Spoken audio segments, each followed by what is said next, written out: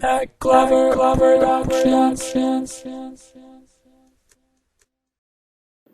Chapter 15, Section 5, Design Stage, by Matt Glover. Design Stage. During the design stage, it includes software developers planning a solution that fulfills the functional requirements identified during the analysis stage. It needs to cover in technical details the inputs, processes, data structures, and outputs required by the system and the relationship between these items. Design Stage. Inputs and outputs. For outputs, whether on screen or in the form of printed reports, are sketched to show their layout and appearance. For inputs, the required items of data need to be determined along with the data source, which is the input from the user or an external system. The ranges of acceptable values, which are validation checks, must also be determined along with the screens which accept the data from the user. Both input and output screens may be prototyped to test the effectiveness of their design with end users. Data flow diagram. Often, processes are designed using diagramming tools. One type of diagramming tool is a data flow diagram, also abbreviated as DFD.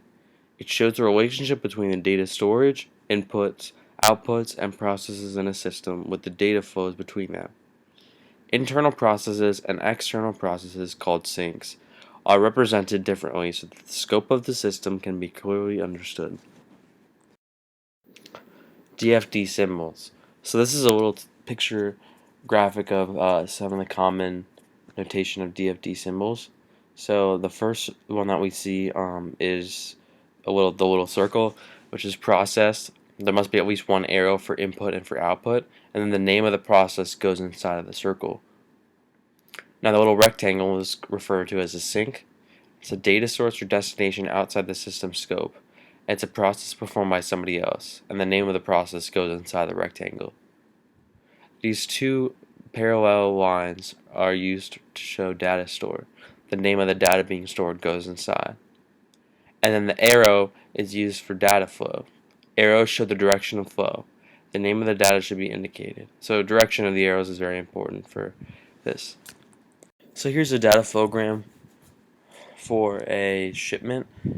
It shows the terminal and how the customer's inputs their information, and then it uses a query to confirm them, and then the output is that it creates the shipment and it gets completed.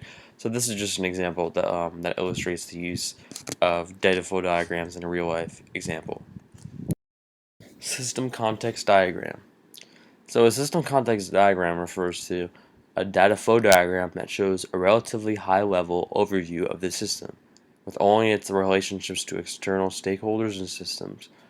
They're really useful in the way that they show the boundaries of the system, basically what parts of the system are what and what they're external to, and then the data that flows in and out overall, which are the inputs and the outputs. System context diagrams continued.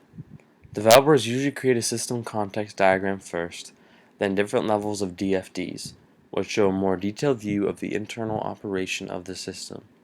In complex systems, several different levels might be created for the same part of the system, each showing more detailed view of the data flow. Unlike flowcharts, data flowcharts never show the precise details of algorithms such as variables and decisions, only the flow of data between the processes. So here's a head-to-head comparison between the two different types of diagrams. On the top we have a system context diagram, and on the bottom we have an example of a data flow diagram. And as we can see, the data flow diagram has much more detail than the system context diagram above, and each process represented could still be further broken down, however. And in the top, it shows the relationship between the IT system, the school grading system, and external sinks. And the teacher and year heads are clearly external stakeholders who receive and send data. And although distribute reports as a process, it's a physical attachment which is outside of the boundary of the IT system. So this would be determined by the requirement specification. So this is just a great head-to-head to just see the real life application and how we could see the difference between the two types and how they'd be used. Entity relationship diagrams. So ERDs are another common way of describing data storage and data relationships. An ERD shows the groups of data stored, and the entities represent the database tables. The attributes each entity has, which usually map to the database fields, and the relationships between the various data items. The cardinality at each end of the relationships between entities is also represented, and there's four options: 0 or 1, 0 or more, 1 or more, and exactly 1. So here's a little graphic for the most common notation of ERD symbols, though there's several variants that exist. So the first ERD symbol is the little box. It's the entity with the attributes belonging to that entity listed under it. Primary key is clearly indicated. So in the symbol to the left, the primary key is clearly ID, and then the entities or the attributes belonging to the ID include first name, surname, date of birth. So all these attributes are used to describe the ID. Under that is relationship, labeled with its names, one for each direction.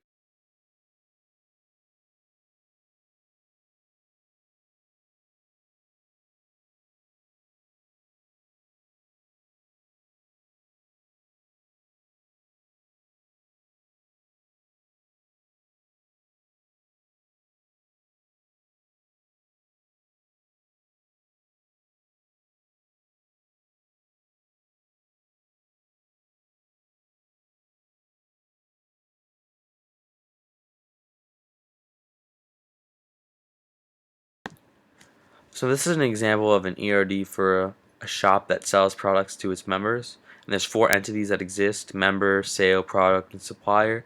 And they each have their own primary key. And the details, so for member, the primary key would be member ID. For sale, it would be sale ID. For product, it would be product ID. And for supplier, it would be supplier ID. And the details are listed below each of the primary keys. And in ERD, it's really convenient to put a title on relationships, which is usually a verb. In this case, they use made, supplied by, etc. for the relationships, because of the fact that it describes their function. And because relationships can be read in both ways, each end of the relationship should be labeled on the diagram. So regarding the last diagram, the ERD diagram, the indication of the cardinality close to the start entity is skipped. So the relationships that are used in that diagram can be read as the following. One member makes 0 or more sales. One sale is made exactly to exactly one member. One sale is of exactly one product. One product is sold in 0 or more sales. One product is supplied by exactly one supplier. And one supplier supplies one or more products. So the user interface is also designed at this stage. It could be done using rapid development tools like GUI builders to produce prototype interfaces for the user to test. And in the picture to the right, you can see the designer using an example of software tools to create a prototype interface, user interface. And alternatively, designers can also simply sketch interface designs on paper or using a computer graphics package. The choice of user interface component, such as list boxes, drop-down menus, or drop-down boxes or text boxes, can have a significant effect on both the usability of the system and the likelihood of input errors occurring.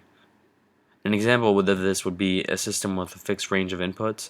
A drop-down box might take up little screen space and prevent the user from selecting invalid options compared to something like a text box.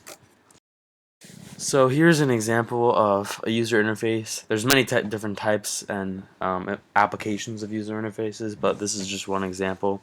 As you can see, it points out the various elements of the user interface, like the tab toolbar and the graphic images to redirect to different links. So this is just one example of a user interface. And here are the sources and credits. Creator of introduction and closing videos and PowerPoint presentation is me, Matt Glover, and then under that are the links that I use for the information presented in this PowerPoint.